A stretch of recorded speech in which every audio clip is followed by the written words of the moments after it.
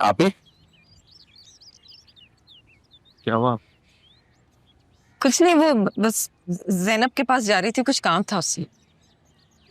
उन्हें खुशखबरी भी सुनाइएगा। तो राहा को तो उन्होंने बचपन से पाला है, अब उसकी शादी होने जा रही है। अदील, जी? वो राहा ये शादी से इनकार कर रही है। क्यों?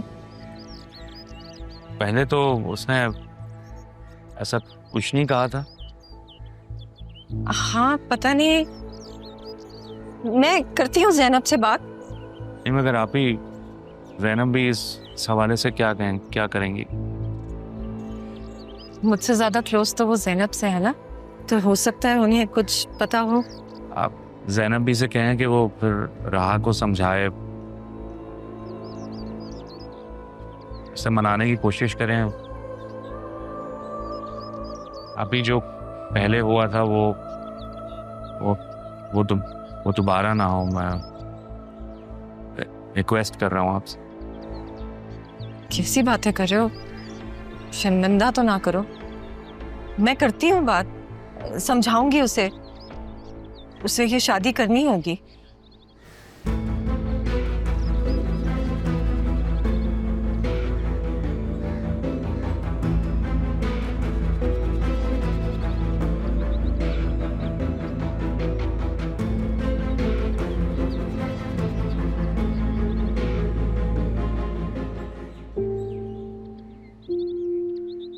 सयोन ने मुझसे कहा कि राहा इस शादी से खुश है।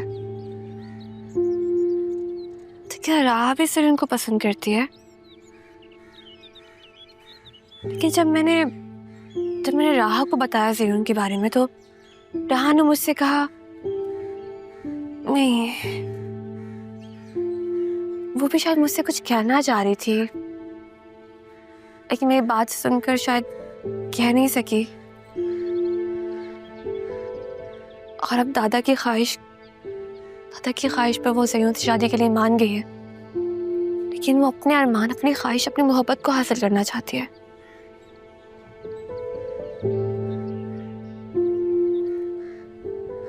इसीलिए सयोन को लगा होगा कि राहा खुश है।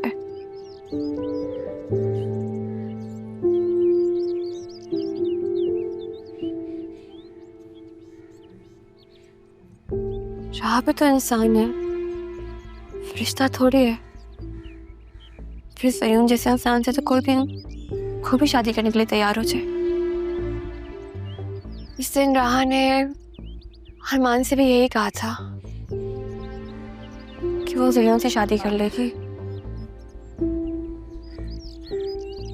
लेकिन जब मेरी राहा से बात हुई थी, तब राहा ने कहा था कि उसे सयोन में कोई दिलचस्पी नहीं है। शायद उसने मेरी वजह से कहा था कि वो मेरा दिल नहीं तोड़ना चाह रही थी, लेकिन अब दादा की ख्वाहिश पे वो अपनी ख्वाहिश पूरी करना चाह रही है। अगर ऐसा है तो फिर मुझे भी मामा की बात मान लेनी चाहिए। राह को उसका दिल, उसकी मोहब्बत, उसकी ख्वाहिश लौटा देनी चाहिए। ऐसा कर सकती हूँ बतूल, शायद मुझे। पापा, I was looking for you। क्या बातें कर रही थी मेरी गुड़िया? कुछ नहीं, बस अपने आप से बातें कर रही थी। खुद से बातें कर रही थी? खुद से बातें तो शायर करते हैं, ये आदत कब से बढ़ गई? राह के बारे में सोच रही थी। तो राह की वजह से परेशान हो, मैं समझ सकता हूं। बेटा, राह को इस वक्त तुम्हारी जरूरत है, इसे बिल्कुल अकेला मत छोड़ना। आसिया ने तुम्हें तो बता ही दिया होगा कि इस वीक उसका निकाह है। जी। लेकिन अभी आप ही ने बताया कि वो मना कर रही है। क्यों? तन,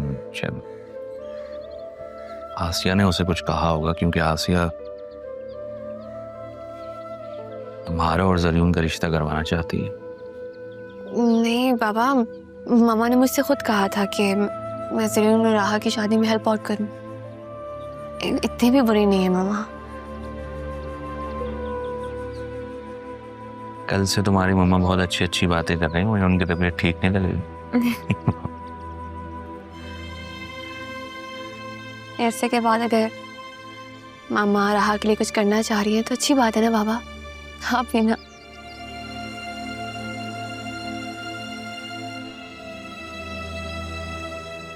क्या ही मतलब, ऐसा भी तो हो सकता है ना कि राहा किसी और को पसंद करते हो, शायद इसी वजह से मना कर रही हो। ये भी हो सकता है कि वो पापा की वजह से मना कर रही। खैर, अगर ऐसा है तो बेटा उसे समझाओ, वक्त नहीं है, इस जुमे को निकाह है उसका। जी बाप। मेरा बाप ऑफिस होकर आता।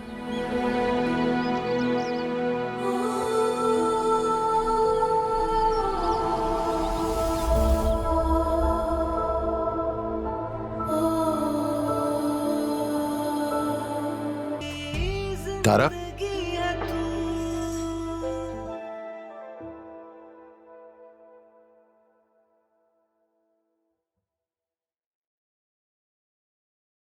वक्त ने बहुत बदल दिया है। वक्त का तो काम ही बदलना है। जब वो खुद बदल जाता है तो हमें बदलने की भी ताकत रखता है।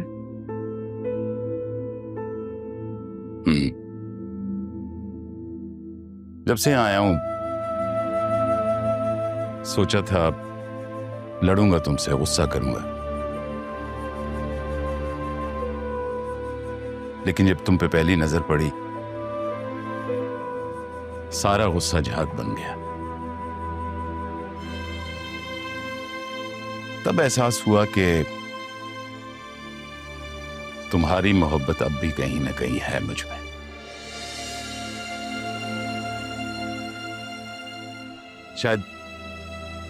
शायद इसीलिए जब तायाजान ने राहा के लिए ज़रीन का रिश्ता बोला तो मैं इनकार नहीं कर सका।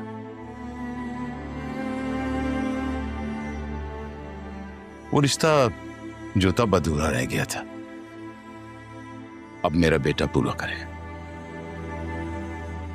वसीम, हमारे माजी में जो कुछ भी हुआ उसका मेरी बेटी। शायद तुमने सुना नहीं मैंने क्या कहा। सोचा था लड़ूंगा तुमसे, गुस्सा करूंगा, तुम्हारी मोहब्बत अब भी कहीं ना कहीं है मुझ में, यही कहा था। जो बात रही नहीं उसे भला अपने सर पे क्या सवार करना। थैंक यू वसीम, आपने मेरे दिल का बोझ हल्का कर दिया।